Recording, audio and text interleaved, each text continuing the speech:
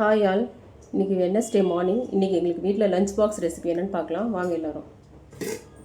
சுட சுட சோறு லஞ்ச் பாக்ஸ் கட்டிடலாம்.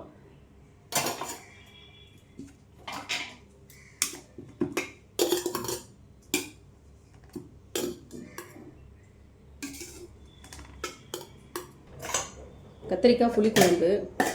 எல்லாருக்கும் வீட்டில் கோல்டாக இருக்குதுன்னு சொல்லிட்டு கத்திரிக்காய் வச்சு புளிக்குழம்பு வச்சுருக்கோம்.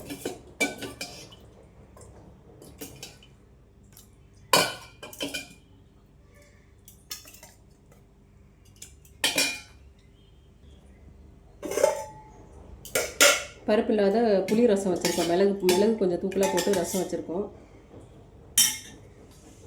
பருப்பு வைக்கல நாங்கள் இன்றைக்கி, ஏன்னா புளிக்குழம்புன்றதுனால மிளகு ரசம் வச்சுருக்கோம். எல்லாருக்கும் கோல்டுன்றதுனால.